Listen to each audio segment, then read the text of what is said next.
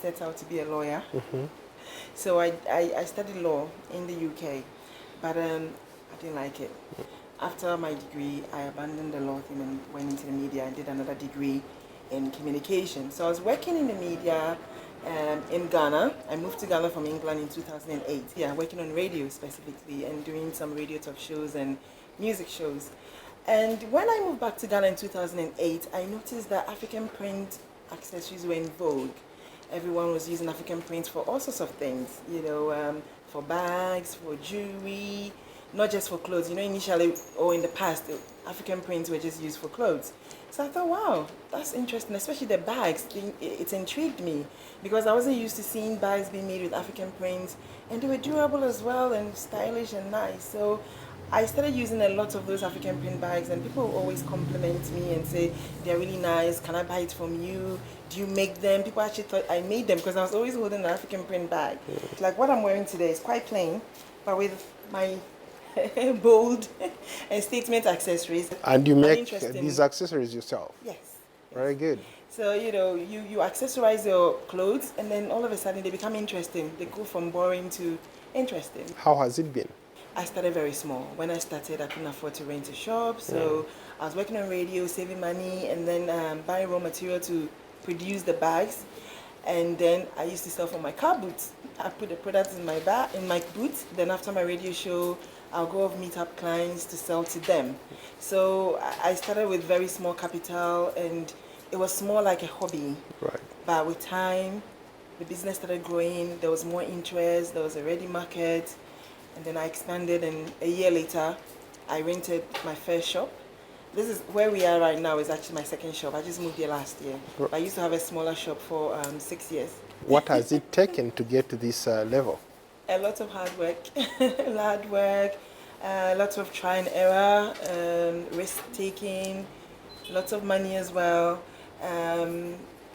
It's not been easy. It's been very challenging because finding skillful workers is my biggest challenge to actually produce the kind of quality I want.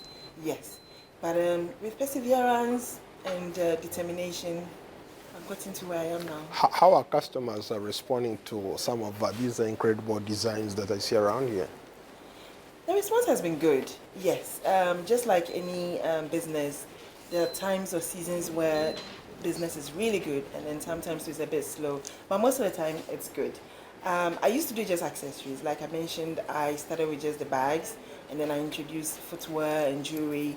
So for 6 years, it was just an accessories brand. I was just doing mainly accessories and people loved them. But my customers started asking for clothes because they said, we want your shop to be a one-stop shop where we come and we can find clothes and accessories to go with them. So last year, when I moved into this shop, I decided to add a clothing line. It's a ready-to-wear clothing line to my range. What has been your single most selling item, for example? It's still the bags. Yeah, people are still not used to Selina Beb making clothes, so they are gradually catching on and liking the clothes. But most people come here with the mindset, I'm going for bags and accessories. As we were talking earlier, you talked about you had a personal reason why you went into fashion. You wanted something that fits you, you wanted something that looks good on you. That's why you decided to do this kind of fashion label, right? So maybe talk to me about that. My clothing line, the reason I started a clothing line was not just because my customers were asking for it, but I had a challenge as a plus size woman finding clothes in my size, and a lot of people who are my size as well tell me they find it difficult finding clothes in their size. So that was also another inspiration or reason I started a clothing line. And so because of that, my clothes come up in big sizes as well. You know, we do UK size 8 to 22. So women who are on the large size as well can also find clothes from our shop. That's inspiring to a lot of women because I've run into women who almost go crazy because they can't find what to wear. There are very few shops that cater for them. Because I also get annoyed when I go into a shop and I can't find my size because I feel like women come in all shapes and sizes. Why must it be only for those on the thin side? You know, we the plus size women also deserve to get nice clothes, not just big sizes, but actually nice, stylish clothes. Because most of the time you find that as a big woman, when you get clothes in your size, they're boring, you know. So I make sure I do interesting clothes for we, the plus size women as well, so we can also look stylish.